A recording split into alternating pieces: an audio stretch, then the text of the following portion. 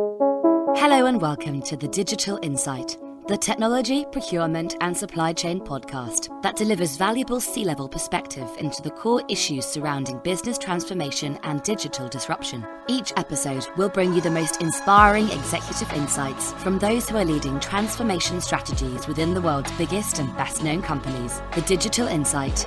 Disrupt, transform, evolve.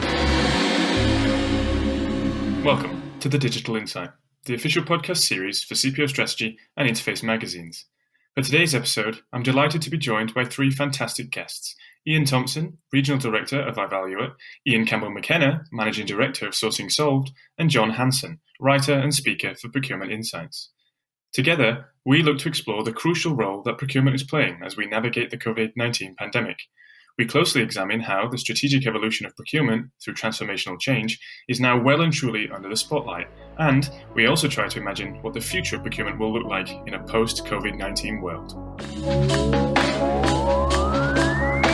One thing, obviously, then, it's great to sort of learn a little bit more about who you are and quite frankly, why are you on the show? So, starting with Iain Thompson, if you want to give us a bit of an introduction then as to who you are, what your experience is, and your sort of understanding and journey with procurement to where you are today.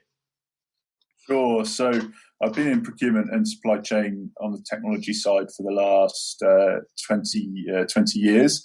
I didn't go into procurement out of any sort of passion or decision when I came out of graduate. It was actually because I wanted to move in with my then girlfriend, now wife, and I took a job that was offering me the best money at the time, and it happened to be in a procurement software startup.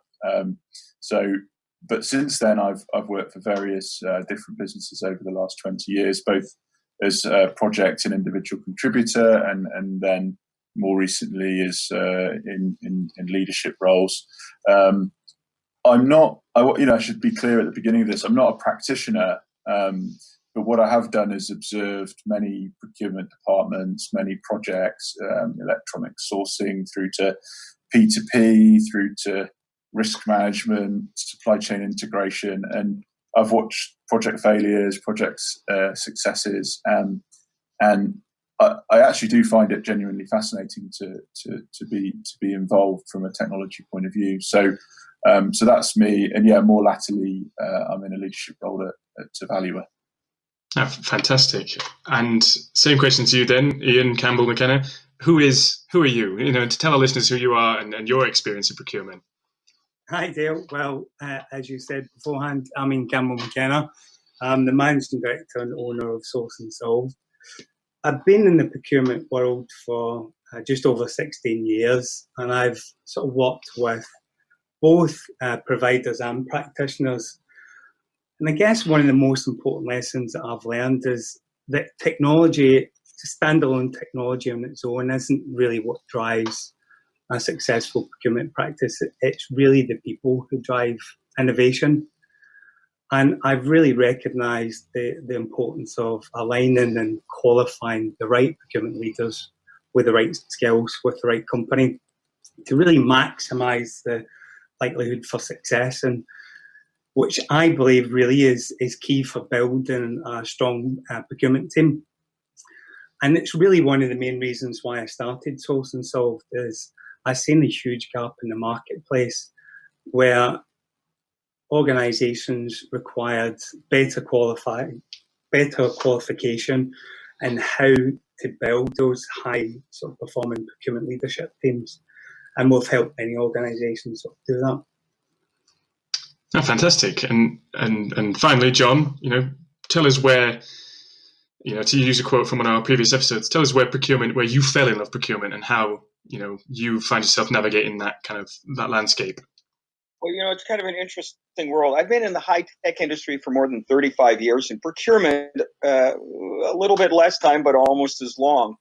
And during that time, I've had the background of a parallel experience where, from a provider standpoint, in the late 90s, with funding from the Government of Canada's Scientific Research and Experimental Development Program, I built one of the first algorithm-driven web-based procurement platforms servicing the Department of National Defense, New York City Transit Authority.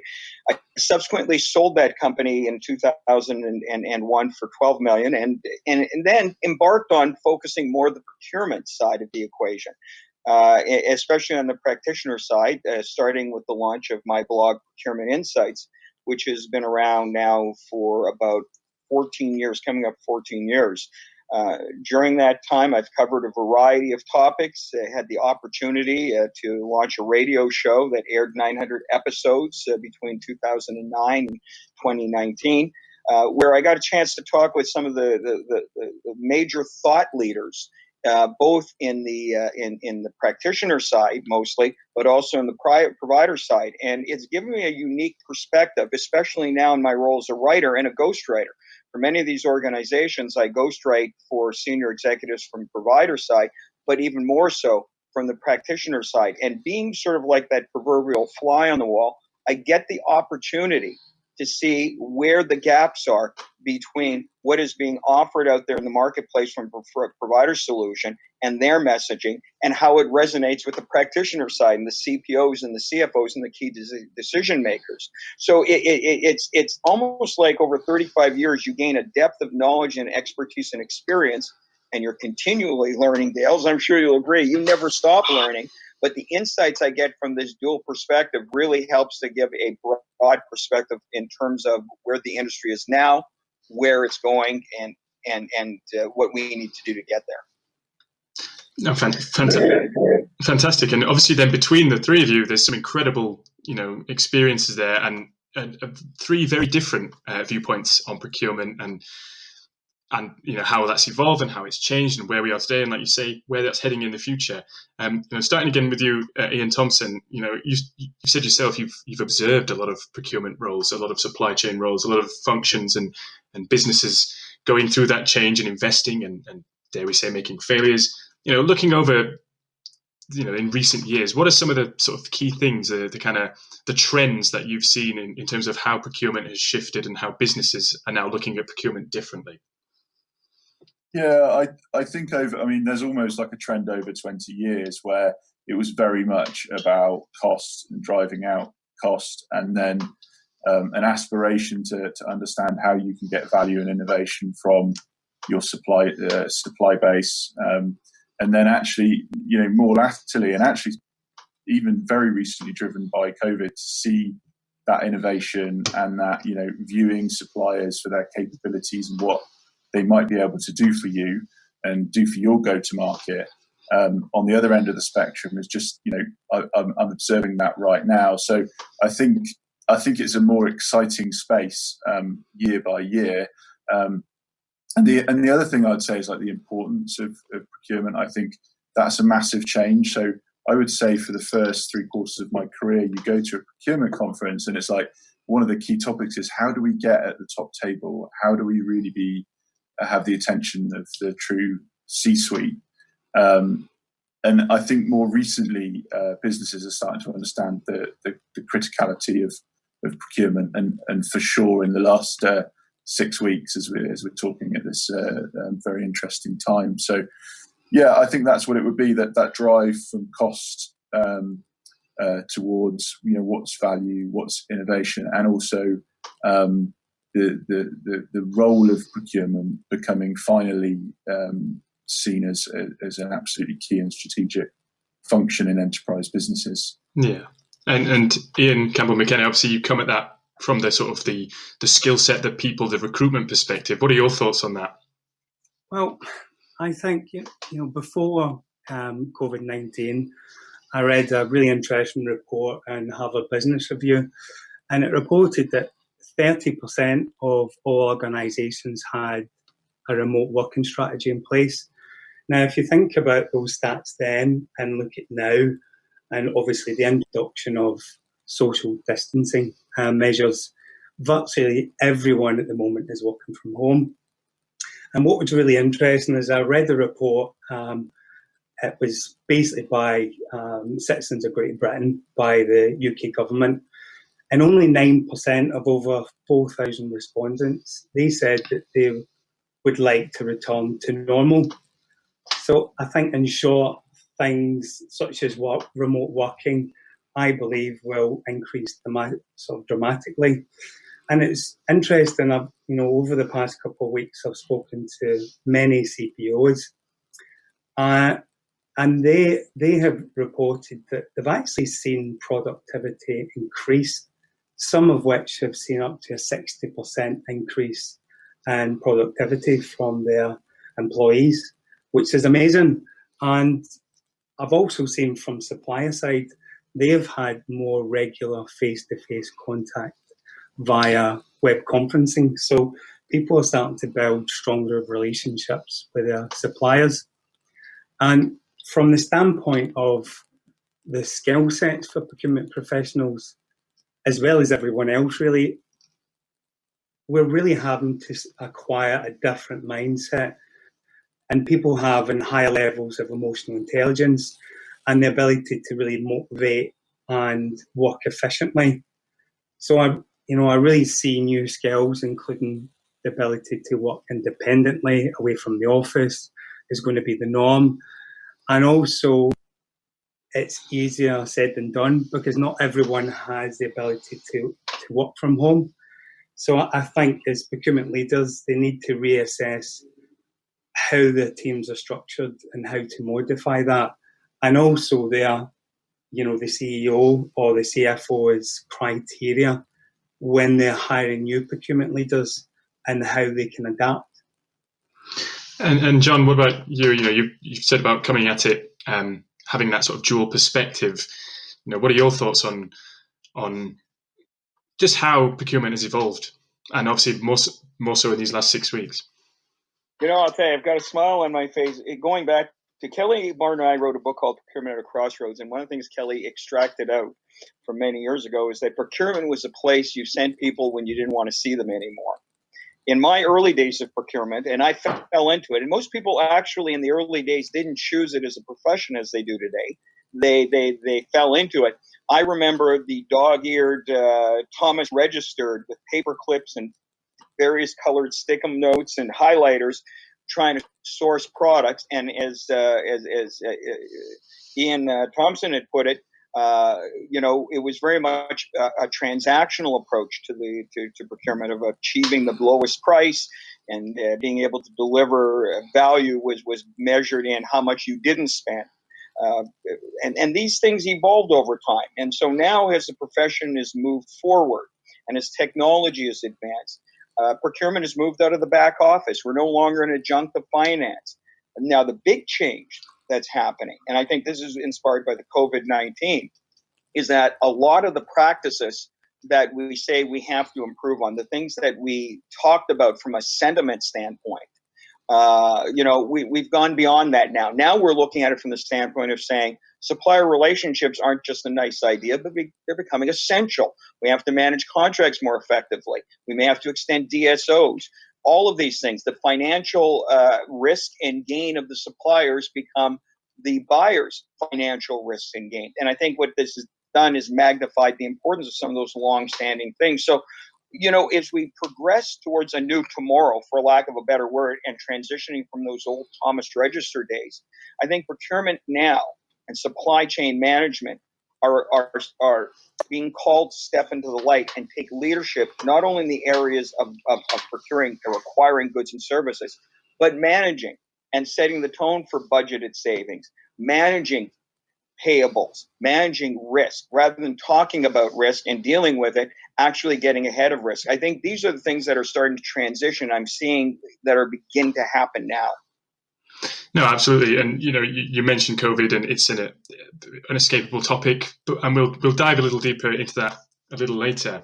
But just sort of almost hitting pause there and looking back over recent years and beyond that, and on this show and through the publications I write for, we talk a lot about procurement transformation, and that lends itself to certain phrases being heard more than once and certain technologies being thrown around, almost to the point where they lose all meaning. They just become, well, you have to say AI because all our competitors are saying AI, or we have to talk about a digital transformation because that's the in thing right now.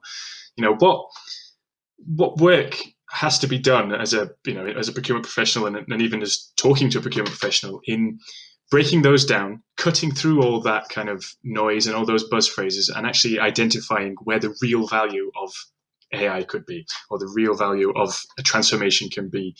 And I'll put that to you first, Iain Thompson. Yeah, thanks, Dale. I think it's an interesting observation, and I'm obviously from the vendor side of things, and I think there's just so many buzzwords and so much, over the last few years, procurement transformation, blockchain, AI. What does all this mean? And there's there's a couple of things you can do. One is actually being brave enough to be honest and say, well, what is procurement transformation or digital transformation? What does that actually mean? What's the benefit of that?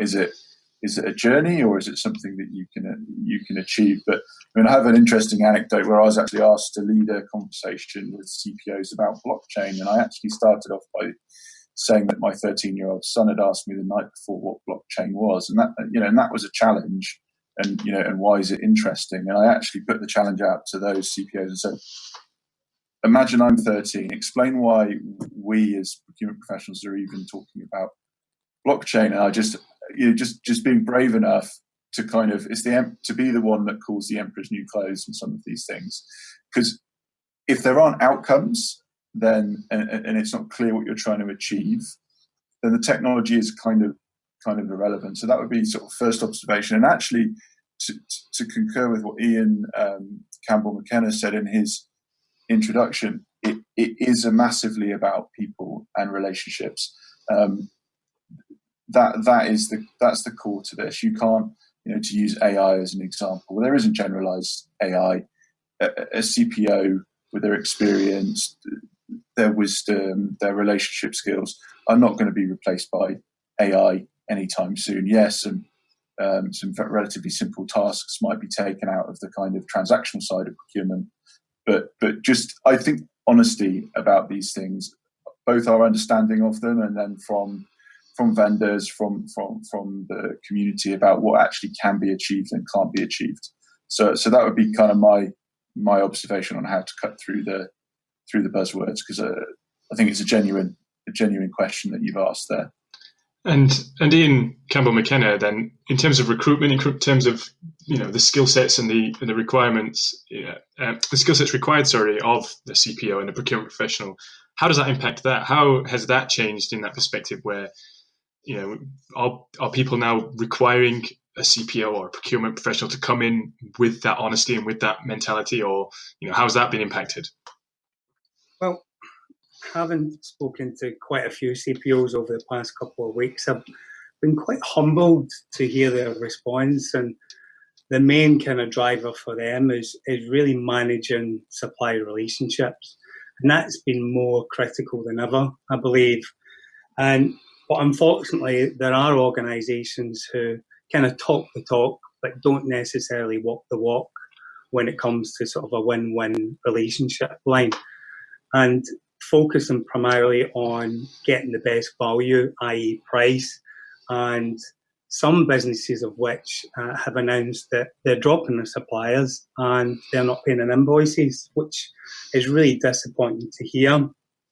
I also think that along with learning how to manage your supply relationships better, procurement leaders are really going to have to get a better handle on their organisation's sort of overall financial picture to navigate the DSO questions regarding extensions of payment and how that will impact their partner reputation. And obviously there is a cost for onboarding new suppliers to replace old ones who may unfortunately no longer have a business during this crisis. So I do see a visible shift, but moving towards more relationship-based with suppliers versus more transactional sort of procurement practice, if that makes sense. Yeah. No, absolutely. And John, then same question to you. How has the conversation changed in that perspective then, in terms of what? Yeah, same question to you really. Sorry, I lost my train of thought then. Well, you know what, Dale? What's interesting? I'm going to put on my high-tech hat because I go back to the days of punch cards and chads and CPM and pip commands long before DOS and Windows and high-tech was what it was. Back to these industry-specific applications. And I will say this, from a technological standpoint, the progression of technology has been nothing short of amazing. This last burst through in terms of the emergence of web-based intuitive tools that make it accessible. Some refer to it as the Amazonization of the procurement process. Again, no one can dispute that the technology works. AI, all of these things. And in fact, in reality, the old days of no one ever got fired for buying IBM and belt with suspenders approach of uncertainty as to what tech can or should do, that's no longer an issue. Yet here's the interesting point. In December of 2019, Deloitte released the results of a CPO global survey. Now, I'm going to frame it like this. McKinsey did a previous survey to that, which said that out of the 1,650 executives of incumbent companies globally, only 20% had a digital strategy. Only 2% of those had a strategy relating to their supply chain. Those 2% who do have a strategy relating to supply chain, now going to the Deloitte that I referred to momentarily ago, out of those, the majority, according to the Deloitte survey results of CPOs, are dissatisfied with the results from their digital transformation. Now, why am I sharing this information?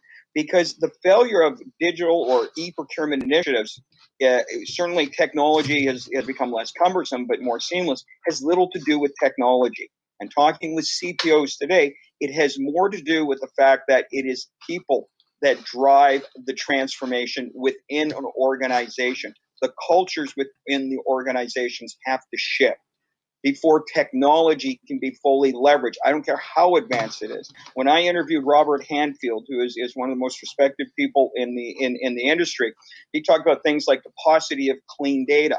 And he lamented the fact that, digital transformation is not possible unless the data is clean. And then he went on to say the trouble is that most organizations, from the practice side of it, abdicate that responsibility to the provider, who is not equipped to be able to clean that data, at least not in isolation from participation from the practitioner. So, if we look at the high rate of failure, it doesn't matter how advanced the technology becomes, because everyone has confidence, and with all due respect, Ivalua is a good company, Coupa, all these companies, no one questions whether the technology will work. What they're questioning is how do we make it work? And that starts with things like, how do you develop teams to create clean data? How do you develop teams to progress procurement from a practical side beyond the technology? So I guess the best way to sum it up, and this is, again, a 35-year perspective of somebody who loves technology, is that it isn't a question of technology anymore. It's a question of the ability of organizations, both on the practitioner and the provider side, to focus on what needs to be done from a people standpoint to facilitate change and full utilization of that technology. And until such time we do that, the results from the Deloitte 2019 CPO survey, and this is new, we're just in 2020, a few months out from December, the results of that survey that say the majority aren't satisfied with their digital transformation results, that will continue to be a problem. Yeah. Which I suppose, one thing that I'm always curious about when something as recent as that survey, obviously that was pre-COVID. And obviously everything now, every conversation we can have about procurement, about the best laid plans, about risk, about opportunities, that sort of thing, is always going to be bookended. Well, that was pre what's happening right now. So looking at right now then, and looking at COVID-19, I've spoken recently with a couple of CPOs, and they've sort of coined the phrase, but they've sort of spoken a lot about how the traditional ideas of supply chain and procurement, even as recent as last year, rip those up because we're almost starting from scratch, was kind of the approach I got from them.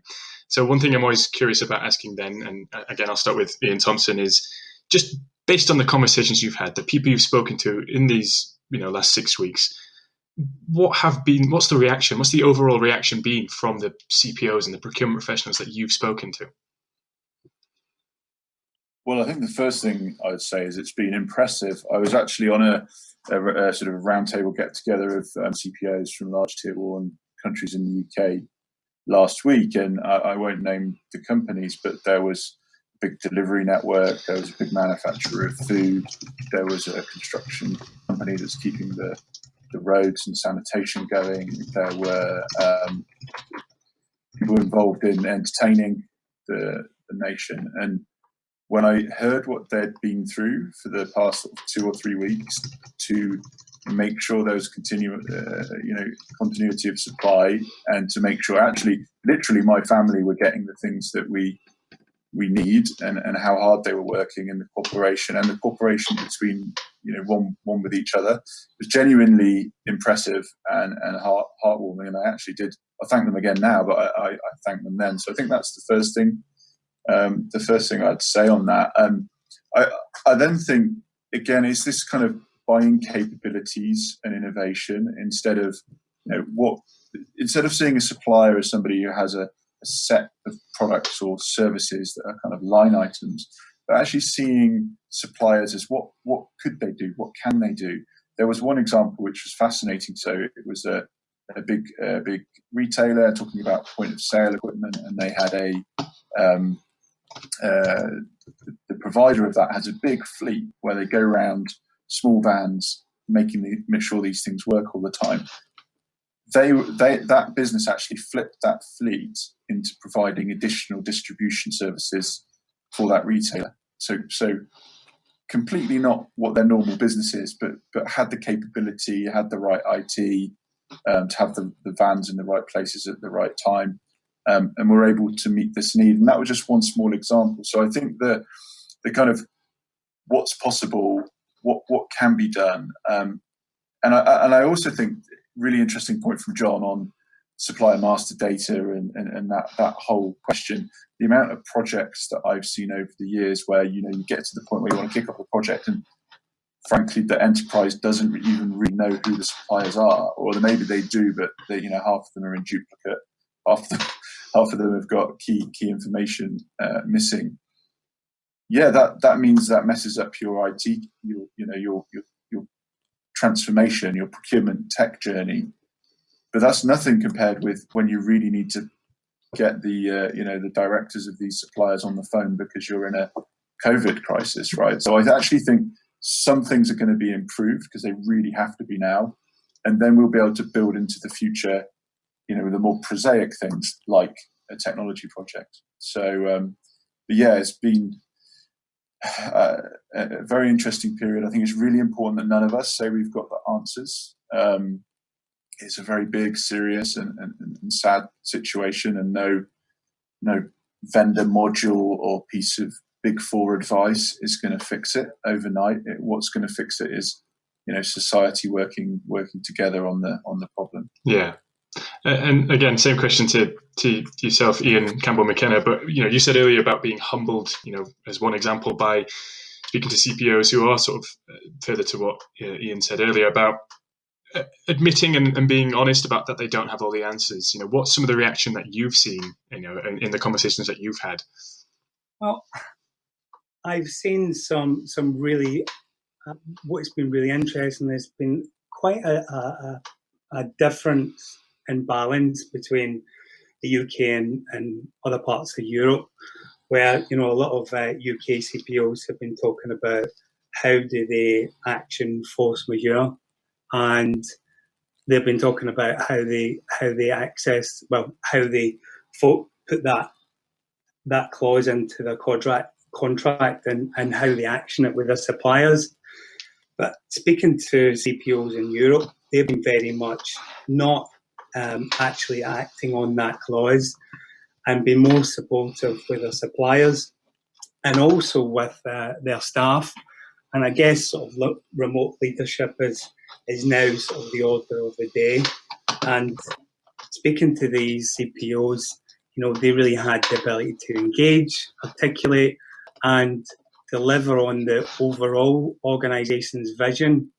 And I believe that really requires a whole new skill set to really ensure that the feelings of their staff and their suppliers, they don't feel isolated or detached from the process, and it doesn't occur with the team. I spoke to one CPO, which was really nice to hear, that as soon as obviously COVID-19 happened and the government action that everybody's got to be in self-isolation, he set up sort of groups for his team. They had a Friday drinks and dress-up session, and about 95% of his staff attended. And he really put a real effort into making sure that his whole team felt inclusive, and they felt that they weren't in isolation and they were still part of a team. And I think procurement professionals really require new skills now, and so do new procurement leaders. And as a result, I think assessing where both current and prospective leaders are from a standpoint of being able to manage a remote team is really essential, and provide some sort of characteristics of what makes an excellent remote leader and how does that differ from the standards of managing a team in the office from 9 to 5. And I have seen quite a dynamic shift in these leaders being able to manage those teams effectively and well. And that was a surprise that, they've stepped up to the plate and they've took the bull by the horns and made it happen and done it really well. So, and John, so tell me your thoughts on that then. What's the reaction you've seen then from procurement practitioners and professionals, just generally in this time of crisis? Well, it's kind of interesting. First of all, let's start off with the framework. And there's been new skill sets, realization, some companies throwing out the book and going back to square one. The interesting thing is I think that the inherent skills we've needed to do the job, not only before now, but through this crisis and following this crisis, we've all been aware of them, but we haven't acted on them. That's the general consensus. In other words, what happens is, and I'll go to another survey, and this is the analytical side of me, another survey found that 63% of CPOs who responded to the survey indicated that they didn't think their current procurement teams possessed the necessary skill sets to deliver on their strategic objectives. Think of that. That's before COVID hit. Now, what we're dealing with here is the transformation of procurement.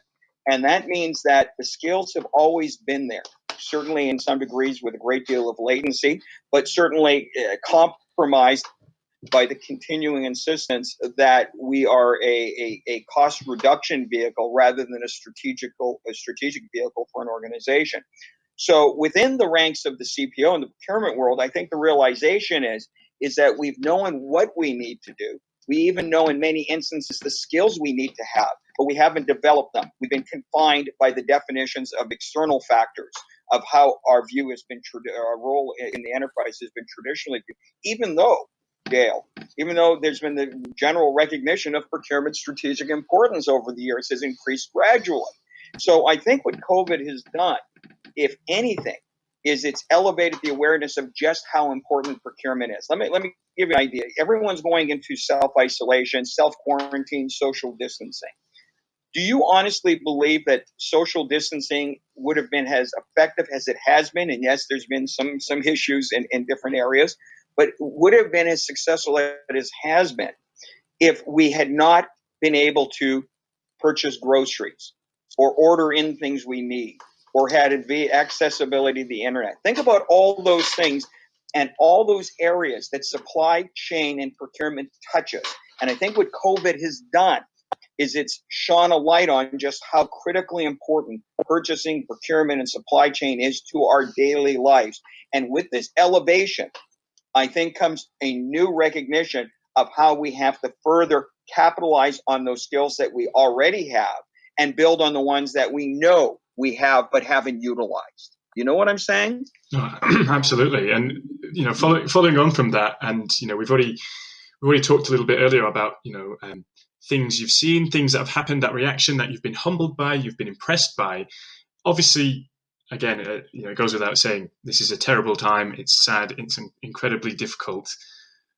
But how important is it, as best as possible, to do that, to focus on the the good things, to focus on the fact that actually it's an opportunity to reflect, to look at procurement, to see how well it's doing, and perhaps even where it's not, but to use this as a time rather than to panic and worry and think what's going to happen, what's the future going to hold, but to actually say, well, let's use this as a chance to go, well, we're doing well. This is working out quite nicely for us. What are your thoughts on that, Iain Thompson? Yeah, I think it's a great question. I think particularly with the passage of some time, maybe a couple of years from now, what will be some of the positive impacts from this? And I think that's a good mental exercise for all of us as well, because it is a tough time.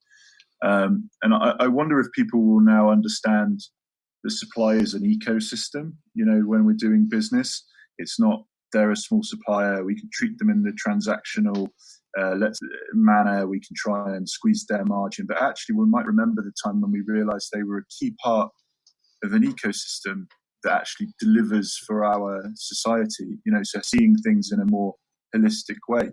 I think, people will understand that sometimes innovation isn't just an option, it's something that is essential. And there's been times, Plato said it thousands of years ago, that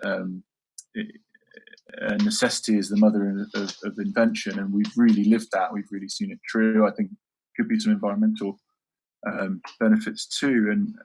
But I like what John said as well, just the importance of our profession and what we do. It's now a family conversation about how we're managing to use different grocer websites and when that's going to be delivered. So both, the activity of us buying what we need, and then, frankly, the heroes that are working in the distribution centres, who are driving the vans. So that procurement and supply piece has become a family conversation, and then right up to the, leader of the free world, President of the United States, talking about procurement and supply chain. So that kind of elevation, I think John's point is really well made. And is there anything you'd like to add to that, Iain, Campbell, McKenna? I do think that the crisis has really enabled us to highlight what are we doing, why are we doing it, and are we doing it well? And I think, looking at improving our supplier relationships, and I think moving away from email and spreadsheets, I think these are sort of inherently flawed. And I don't think, we, in this crisis, we really need a new rule book, so to speak.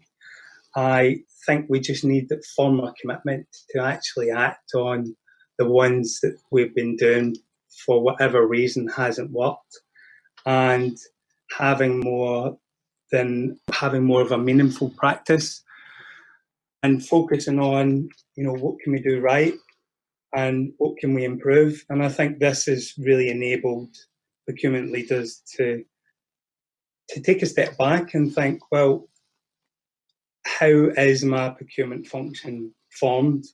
What can we do to improve it?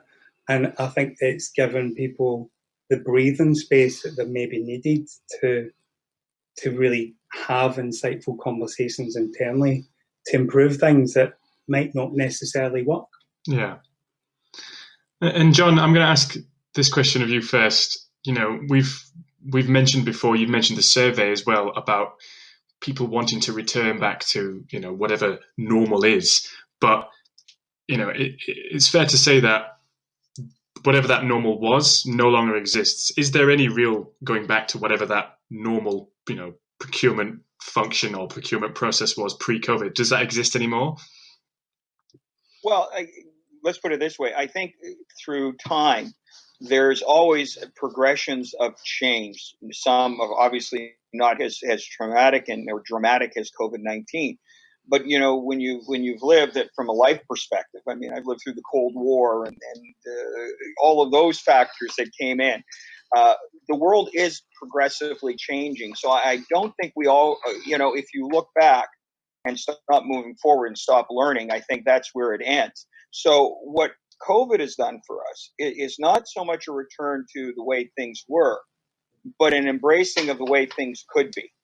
Some use the term new reality. The fact remains is, and I think Iain, Campbell, McKenna talked about the HBR report of 30% of organizations had a remote working strategy prior to COVID. Now everybody's working remotely. I don't think that we can say that now when things go back to normal, everybody wants to return to an office environment. We've certainly shown that we can operate on a remote basis through many of the things we've talked about. Touch, contact, engagement, Zoom, what we're doing now, and certainly we could do videos. I mean, the reality is the technology is there to work remotely. The efficiency of working remotely, I think I concur with what again, Iain, Campbell, McKenna said, is productivity is on the rise. We're creating new cost models and new efficiencies of doing business. And that is just a normal part of the progress. I mean, and I hate to minimize what we're going through now, but the fax machine revolutionized the way procurement people worked. Has the phone revolutionized the way procurement?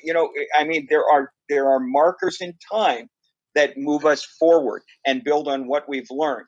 And I think this is a more dramatic one, yes, but I also think it is a necessary one that we don't have to look back and say, we got something to return to because it was working better, rather than we look ahead and we now see where we can improve that much more. And in our thinking, in the way we operate, in our cost models, in all of those areas, I think this is just a part of our natural progression. And I would hazard a guess that 10 to 15 years from now, there'll be another dynamic influence or event that will push us and propel us forward as well. I mean, this is just the nature of everyday life and what happens.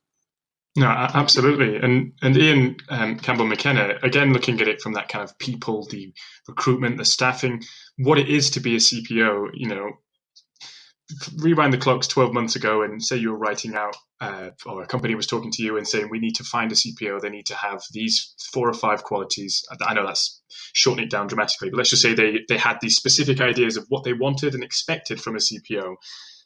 Again, is that ever going to be the same again? Is the new CPO, or whatever the CPO looks like coming out of this, going to be entirely different than what was expected before?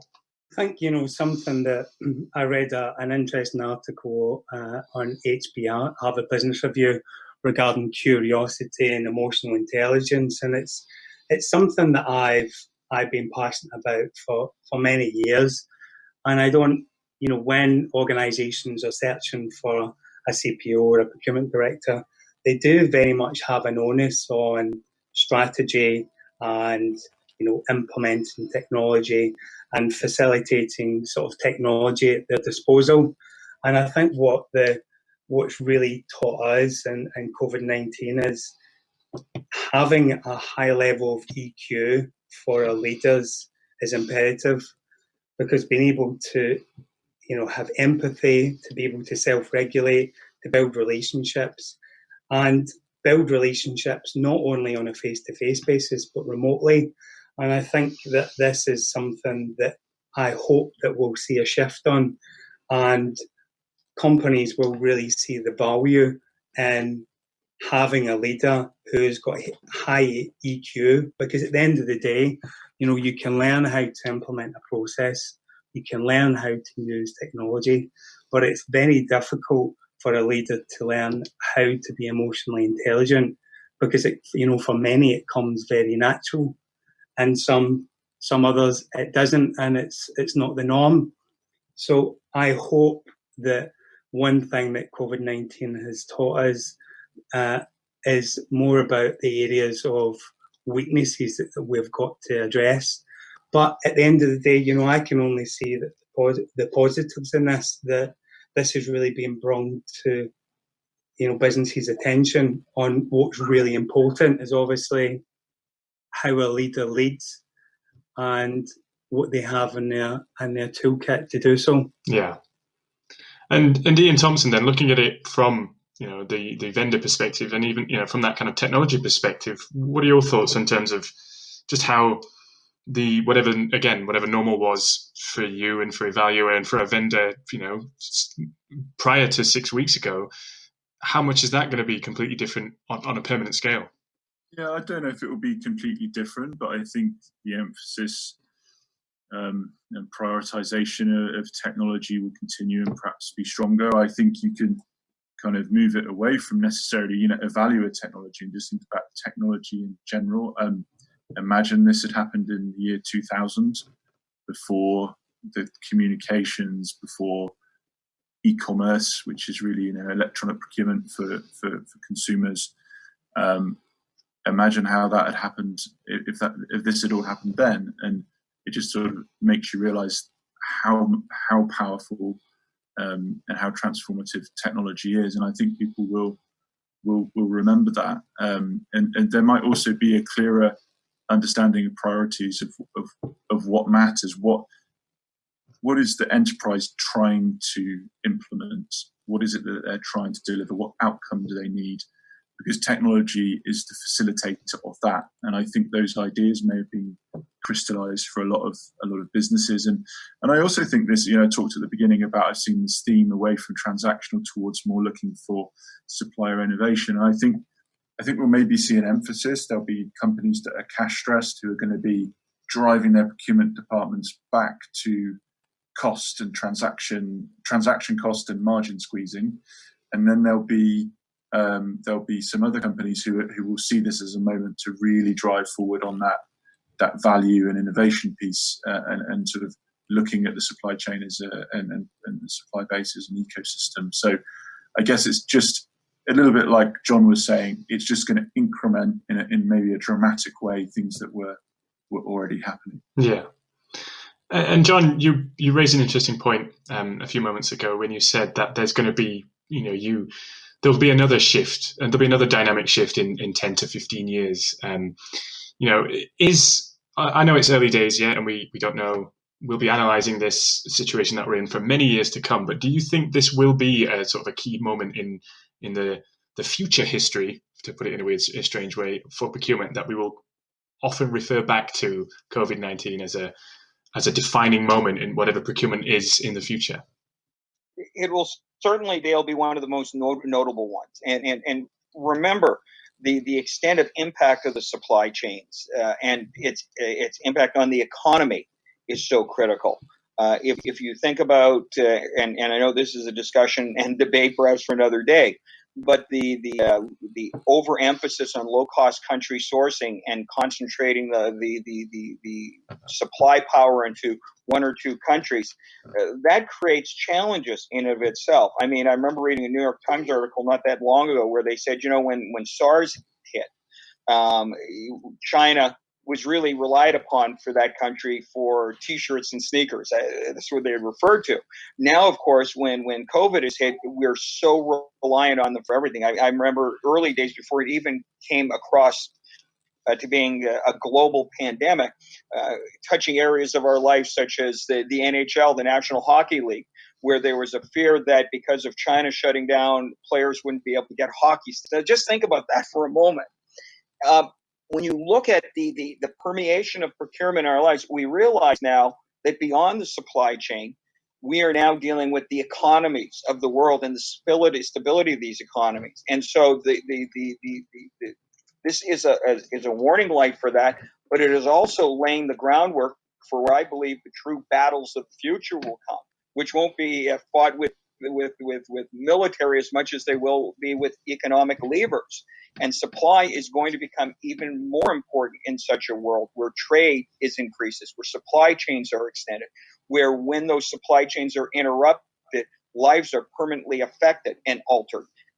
So, what this has done is it's created a watermark awareness of the nature and depth of how supply chains influence beyond what we, even in our profession, understand and know, to get into areas of economic growth and prosperity. And when you look at those stakes and the stakes that are tied to that, you start to realize that the future, the issues are going to become even more magnified. Yeah. One thing I like to ask everybody who I invite onto the show, and I always phrase it in an almost identical fashion, is that nobody knows. Nobody has the recipe for success. Nobody knows exactly how to guarantee success. But we all have different experiences. We all have different, measures that we take and things that we do that we know keeps us grounded and makes us feel like, actually, this is allowing me to navigate this difficult time. I'm going to ask each of you individually. So I'll start with Iain Thompson. From a professional perspective, of course, your experience. What's one thing that you would advise and that you follow in terms of just trying to remain successful as best as possible in a time like this, or just in general?